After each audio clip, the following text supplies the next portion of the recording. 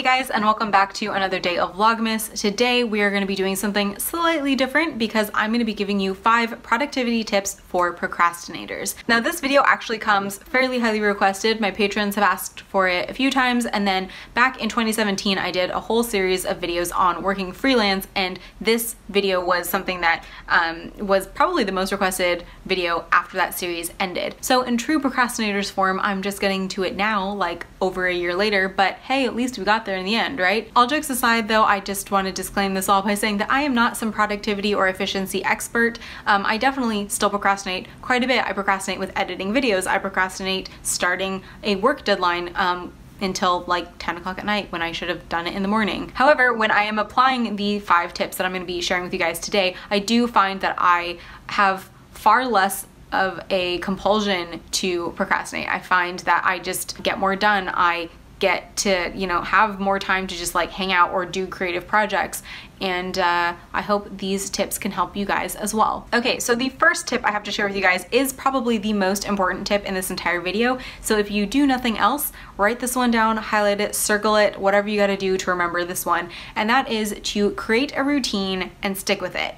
Now, I talked about this a lot back in my freelance videos, and I think this tip will especially apply to you if you do work freelance or you work from home, you like telecommute, that sort of thing. Basically, what you want to do with this routine is really distinguish between your work time and your hanging out time. And work doesn't have to just be like actual work that you're getting paid for. It can be housework, it can be chores, it can be doing your bills. So for example, if I'm having a work from home day, I know that I have to get out of bed by 8:30 because if I don't, my entire day will go off the rails. I know that I have to be sitting down working on something by 10 and definitely working on a work product by 10:30. Basically, the idea is if you get into the habit of following certain steps throughout your day, so get up, eat breakfast, work out, go to work, then you will just kind of automatically do those things and it'll feel more natural, and you will be able to distinguish better between this is me lounging around in bed in the morning and this is me getting up and actually getting shit done. And like I said, this doesn't have to apply to like work. This can apply to housework or chores or whatever.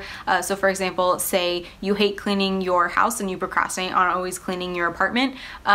How about every Saturday morning when you get up and you work out, you're already sweaty, why don't you just clean your house while you're sweaty before you jump in the shower? Give yourself an hour every Saturday morning to get all that done, and then it's just done and you don't have to think about it for the rest of the week. That's the beauty of routines. If you have a specific time designated for everything you're supposed to do, then you don't feel like it's cutting into other areas of your life. You don't feel like you're having to remember to fit things in. It'll just get done because it's got a chunk in your daily routine. My second tip is kind of related to the daily routine, and that is to give yourself a deadline or cutoff time. So what I have really struggled with is that I work 2 different jobs. So I will often work 9 to 5, 5:30 at an office job, and then come home and have to do freelance work in the evenings. I was finding that when I got home from work, I didn't want to jump into more work right away. So I would give myself half an hour for dinner, and then I'd be like, oh, well, there's like one TV show on, and end up watching a TV show until like 10 o'clock at night, and then I'm working from 10 to 12, and that's no way to do things. So what I started doing in November, and which I'm going to continue to try and implement in December, is a no tech after 10 deadline, which means that I can use a few apps on my phone like audiobooks or podcasts, but I'm not allowed to be on my computer. I'm not allowed to have the TV on past 10 o'clock. What that means is I have to be more efficient with the rest of my time, because if I have any work I need to get done, if I have any editing I need to get done, I need to get that all done before 10 and all the electronics go away. I decided to do this because when I was in high school, I was always more efficient and less likely to procrastinate with my schoolwork when I had an event going on. So like when I was in a school play and I knew I had a very limited time span to do all of my schoolwork and things, I was a lot more efficient and I was a lot less likely to procrastinate. So I'm basically applying that same principle here. If you feel like just giving yourself a goal isn't enough, there are a couple of things you can do to kind of increase your accountability. Number one, there are lots of habit tracker apps available that will allow you to put in daily goals, and then they will give you a visual representation of how often you're hitting those goals. And if you're kind of a visual learner, that might be very helpful. Another thing you can definitely do is tell your family and friends that you're trying to meet a certain goal, and if you're with them and you're procrastinating with them and not hitting that goal, then they'll hold you accountable. They'll say, hey, aren't you supposed to be doing XYZ? Another thing you could do is put that out there on social media. So say I'm trying to do no tech after 10. So basically, if people on Instagram see me liking things or sharing stories or whatever after 10 o'clock, somebody send me a message, tell me, hey, get off. I know you're not supposed to be doing that. Anything to kind of increase your accountability and feel like you're giving yourself a bit of a, not a punishment, but a bit of a, like a scolding, shall we say, might be helpful. My third tip would be to figure out some way to organize your tasks, whether that's in a planner, a bullet journal, any other planning system. There are so many out there. Find what works for you and really stick to it. Basically, you want something where you can really narrow it down to the tasks you need. So I know a lot of people in their bullet journals like to keep lots of lists and make it all beautiful and like really just dump everything in there, and that's fine. But if you're going to use your bullet journal for like efficiency and productivity, make sure that you have like a couple of daily pages where all you're writing down is the things that really genuinely need to be accomplished on that day. Something else you might find helpful is setting up like a bigger goals page and then a daily goals page. Something I do is have a weekly tracker page, so I will put the big tasks for the week that need to get done on that page with the due date on there, so that I know those are the big things I have to do, and then I break them down into smaller tasks day by day just so that I can get there eventually. And like I said, there are dozens of planning systems out there that might be helpful for you, but one thing I definitely want to caution you on, especially if you are a list making type person who does have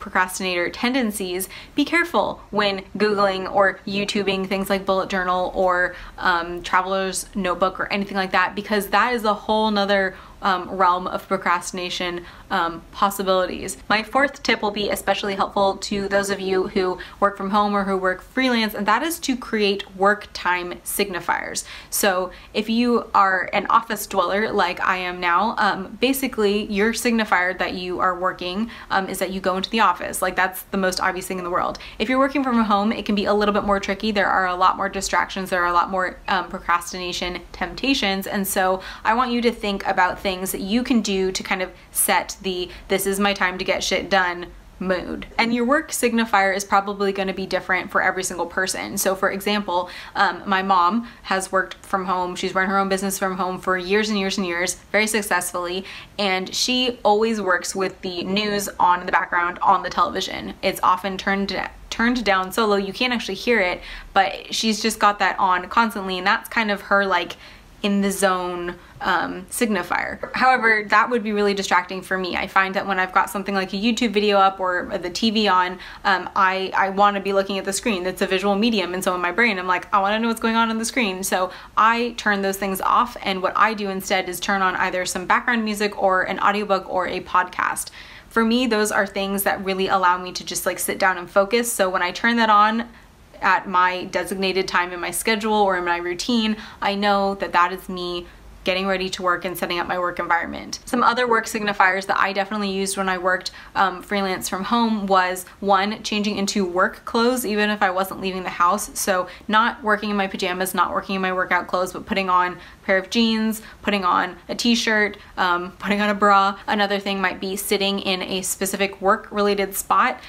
So, you know, for me, I always sit at my desk to work. I don't sit on the couch. I don't sit in bed, never sit in bed. Again, this can totally be applied to things like paying bills or doing housework. What I often like to do is pick a 40-minute long podcast and say, you're gonna work on your household task for the duration of this podcast. So often that means I will have time to not only vacuum the apartment and dust and change my sheets and do the dishes and clean the bathroom, and then the podcast's over and I've just gotten it all done. And then lastly, I wanted to share a few tools I think you can definitely use to increase your productivity. Number one, we've already kind of talked about. Get a planner, get a bullet journal, do something that helps you organize your life and simplify your tasks.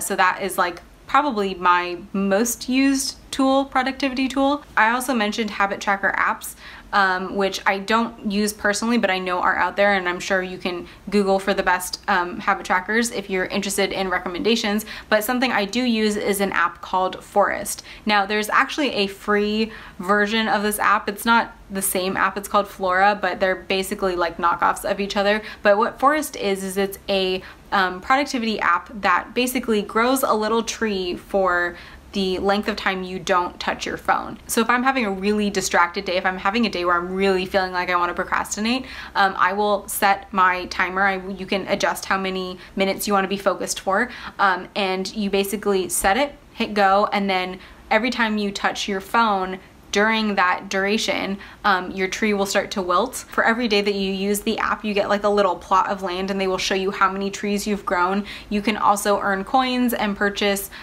different kinds of trees. And the cool thing about Forest is that actually once you get a certain number of coins in the app, you can actually use those coins to purchase trees that they will plant in real life. So I don't know, I kind of like that whole concept. Another app I think is really, really handy is just the general timer app on your phone. I, again, use this for days when I'm having a really, really hard time focusing and getting things done. What I like to use the timer app for is allowing myself a break. So I will use, say, Forest to focus for 50 minutes or whatever, and then say, okay, you can have that 10-minute break until the new hour. And what I will actually do is set a timer for that 10 minutes so that I know when it's up. Otherwise, I have a tendency to say, okay, well, I'll just do another 10 minutes and then another 10 minutes. And then before you know it, you've been on break for like an hour, and that's just not helping you get anything done. And of course, you can always just use your timer app in place of something like Forest or Flora, in that, you know, you just set like a, say, half-hour period and say you have to focus on your work until the timer goes off.